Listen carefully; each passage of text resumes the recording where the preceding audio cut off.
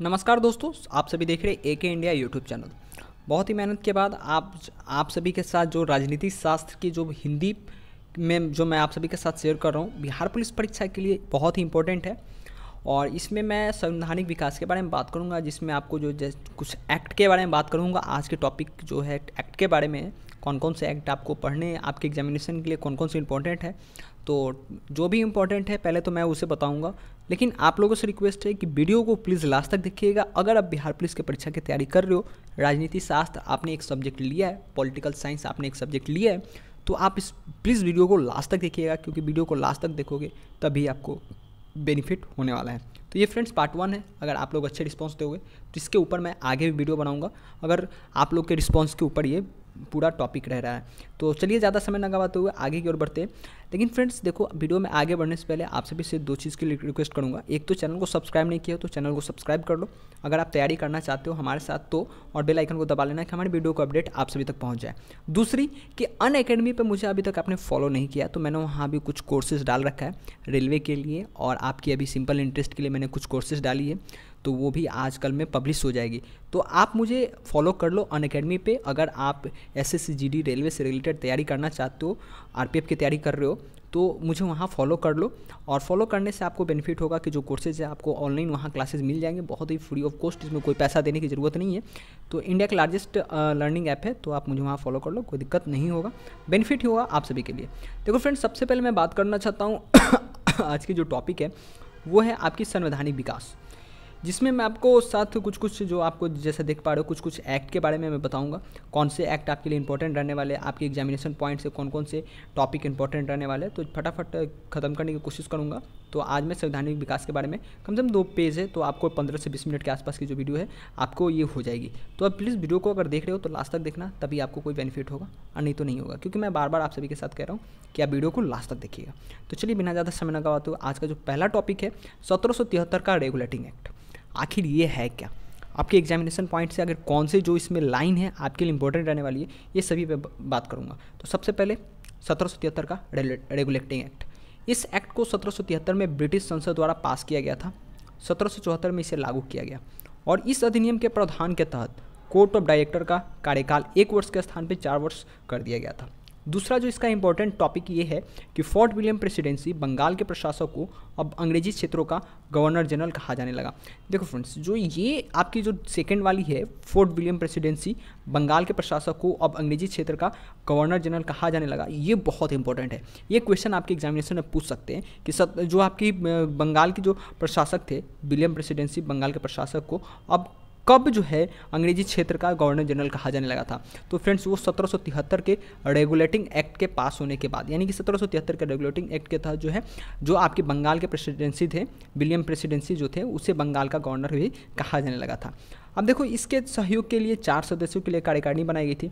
अब इन्हीं governor general को सहयोग के लिए 4 सदस्यों की कार्यकारिणी बनाई गई थी, जिसमें नियम बनाने का तथा अध्यादेश पारित करने का अधिकार दिया गया था।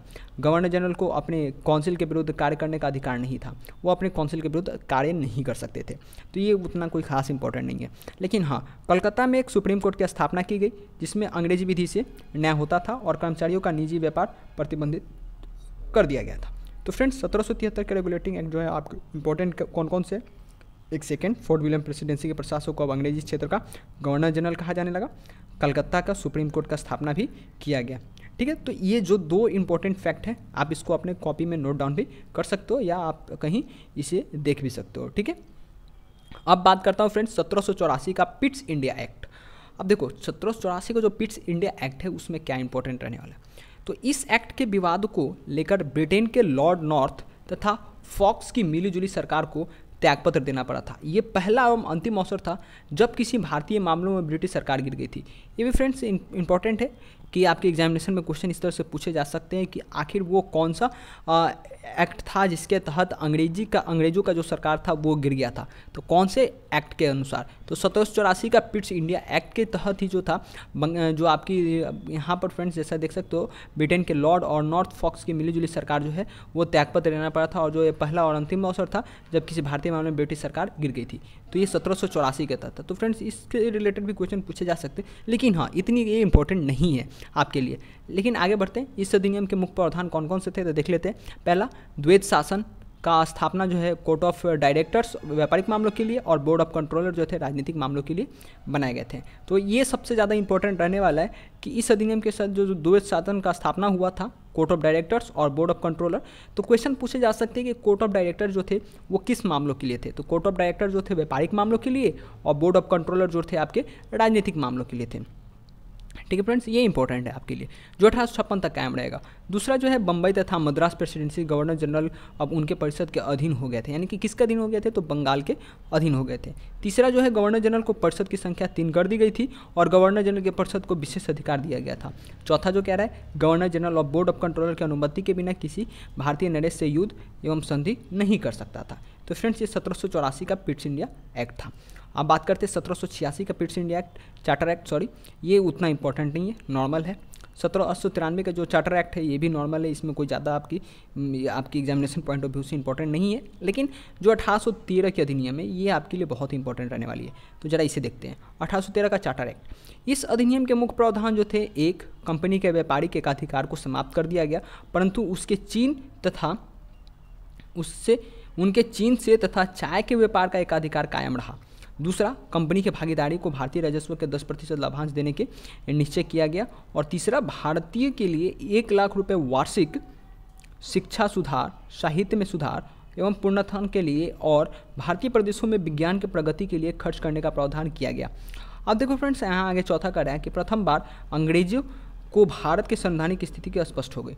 ठीक है, संवैधानिक स्थिति स्पष्ट हो गई थी। ये पहली बार ऐसा हुआ था कि अंग्रेजों की भारत की संवैधानिक स्थिति जो है स्पष्ट कर दी थी और इन्होंने शासन करने की अपनी इनकी जो प्लान था ये कामयाब होने लगा था। अब देखो फ्रेंड्स, बात आती है 1833 का चार्टर एक्ट, ये भी बहुत इंपॉर्टेंट रहने वाला है। इस एक्ट के औद्योगिक क्रांति, उदारवादी नीतियों की क्रियान्वयन तथा लेसेस फेयर के सिद्धांत की छापी थी। इसका मुख्य प्रावधान था, एक, पहला जो था कंपनी के व्यापारिक एकाधिकार पूर्णतः समाप्त हो गए। दूसरा, कंपनी को अब केवल राजनीतिक अधिकार थे। तीसरा, बंगाल के गवर्नर जनरल अब भारत के गवर्नर जनरल कहे जाने लगे। 1833 का चार्टर एक्ट बहुत इंपॉर्टेंट है। 1833 का जो चार्टर एक्ट है इसलिए बहुत ज़्यादा इंपॉर्टेंट हो जाता है कि जब बंगाल का गवर्नर जनरल अब भारत का गवर्नर जनरल कहे जाने लगे थे, इस लाइन के लिए बहुत इंपॉर्टेंट है। तो इसको आप नोट डाउन भी कर सकते हो, जो कि क्वेश्चन आपको पूछे जा सकते हैं कि कब, कौन से एक्ट के अनुसार बंगाल के गवर्नर जनरल पूरे भारत के गवर्नर जनरल कहने जाने लगे थे। तो 1833 का चार्टर एक्ट के तहत भारतीय कानूनों को संचित, लिपिबद्ध तथा सुधारने के उद्देश्य से एक विधि आयोग का गठन किया गया। पांचवा, नियुक्ति के लिए योग्यता संबंधी मापदंड को अपनाकर भेदभाव को समाप्त कर दिया गया। छठा, भारत में दस्ता का अवैध जो था 1833 में प्रतिबंधित घोषित कर दिया गया। तो फ्रेंड्स, 1833 के लिए चार्टर एक्ट क्यों इंपॉर्टेंट है तो आप इसको अंडरलाइन कर सकते हो। बंगाल के गवर्नर जनरल जो थे भारत के गवर्नर जनरल कहे जाने लगे थे, तो ये बहुत ही इसके लिए इंपॉर्टेंट रहने वाला है।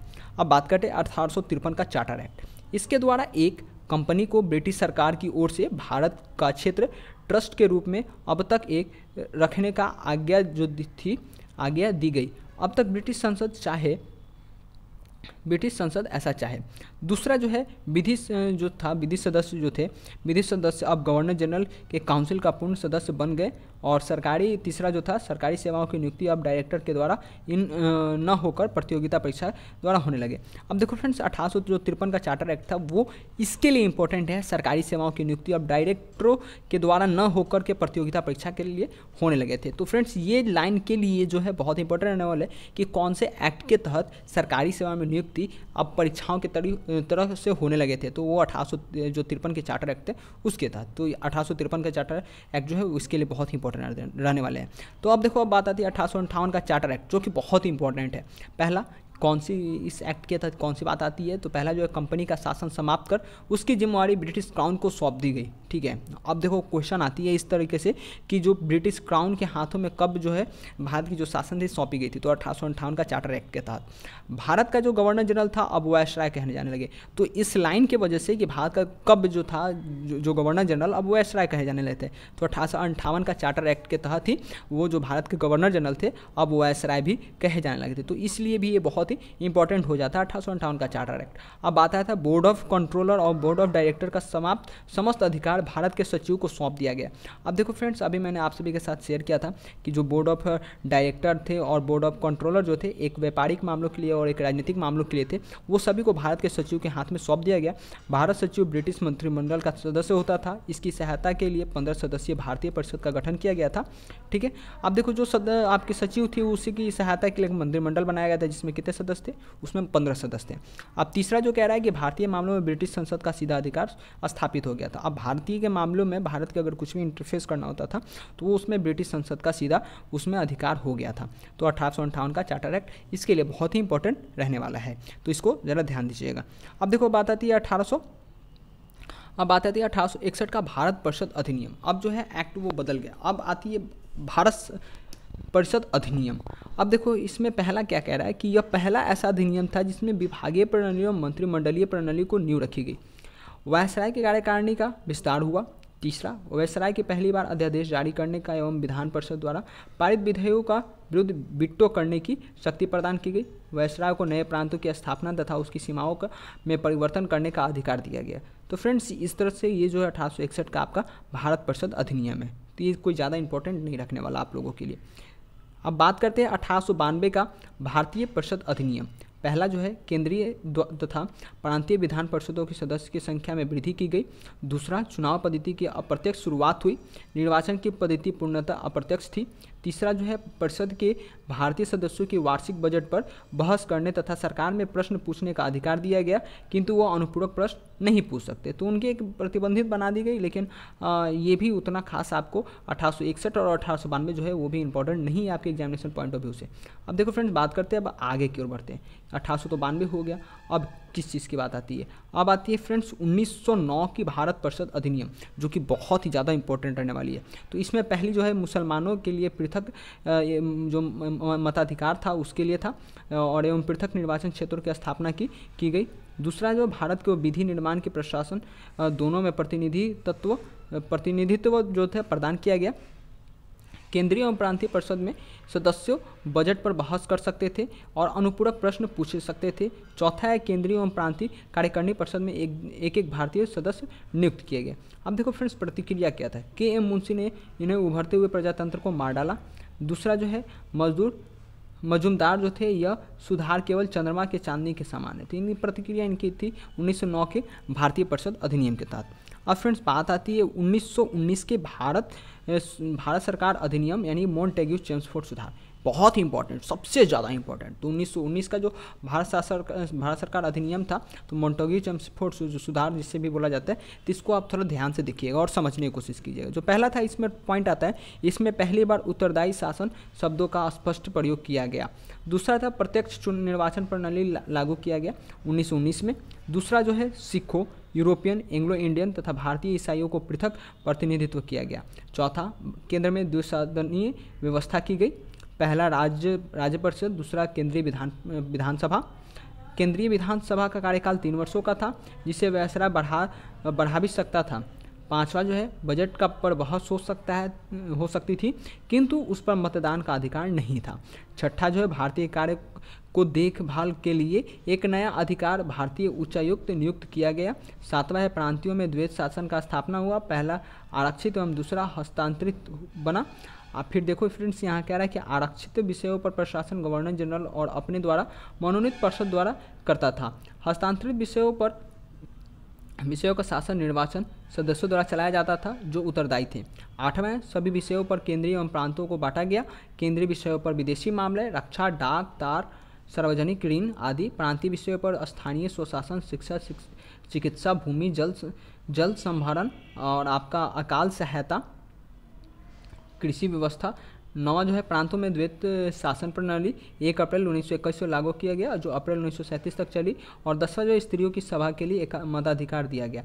देखो फ्रेंड्स, ये जो 1919 का जो आपकी पूरा का पूरा जो 1919 का आपका ये है भारत सरकार अधिनियम मोंटेगू चेम्सफोर्ड सुधार, तो ये एक सबसे ज़्यादा इंपॉर्टेंट इस टॉपिक के लिए रहने वाला है, जो कि फ्रेंड्स आपको पहले तो द्वैध शासन प्रणाली 1 अप्रैल 1921 को लागू कर दिया गया, और दूसरा जो है 10 नंबर स्त्रियों को जो सभा के लिए एक मताधिकार दिया गया, वो जो कि बहुत ही ज़्यादा इंपॉर्टेंट रहने वाली है। तो ये चीज़ 9 और 10 को आप अपने दिमाग में बैठा लो, क्योंकि ये बहुत ही ज़्यादा इंपॉर्टेंट रहने वाले हैं। तो फ्रेंड्स इसमें एक प्रतिक्रिया भी आई है, कांग्रेस ने इस एक्ट को निराशाजनक एवं असंतोषप्रद कहा है। तो फ्रेंड्स ये तो उतना ज़्यादा इंपॉर्टेंट नहीं है, लेकिन हाँ अगर आपको नॉलेज चाहिए तो इसके लिए आप इसको अंडरलाइन कर भी सकते हो। फ्रेंड्स देखो, मैंने आज आप सभी के साथ इतना शेयर किया, आपको टोटल 1919 तक का जो भारत सरकार अधिनियम था मोंटेगू चेम्सफोर्ड सुधार तक आपके साथ शेयर किया है। अगर आप लोग अच्छे रिस्पांस देते हो, नीचे कमेंट सेक्शन में आप लोग बताते हो कि आगे की वीडियो मैं बनाऊं, तो प्लीज़ नीचे बताइएगा, और वीडियो पसंद आती है तो लाइक कीजिएगा, अपने दोस्तों के साथ शेयर कीजिएगा अगर वो बिहार पुलिस के लिए तैयारी करना चाहते हैं। तो अगली वीडियो में फ्रेंड्स मैं अगर आप लोग के रिस्पॉन्स के अनुसार देखता हूँ क्या होता है, तो आगे 1935 का शासन भारत सरकार अधिनियम, फिर उसके बाद फ्रेंड्स आपको फिर भारतीय संविधान सभा के बारे में बताऊँगा, और भी पूरे टॉपिक बाकी है अभी, जो कि अभी ये पहली है। टोटल 40 टॉपिक है जिसपे आपकी पॉलिटिकल साइंस के ऊपर है। तो अगर आप लोग के रिस्पांस जैसा आता है उसके अनुसार काम करेंगे, तो देखते क्या रिस्पांस आता है आप लोगों का। मैं वेट करता हूँ, तो नीचे कमेंट सेक्शन में आप लोग ज़रूर बताइएगा, जो भी होगा आप बता दीजिएगा, आपके दिल में जो भी होगा। तो देखते हैं क्या होता है। मिलते हैं फ्रेंड्स आप सभी से अगली वीडियो में, तब तक के लिए आप वीडियो को देखते रहो, लाइक करो, शेयर करो, कमेंट करो।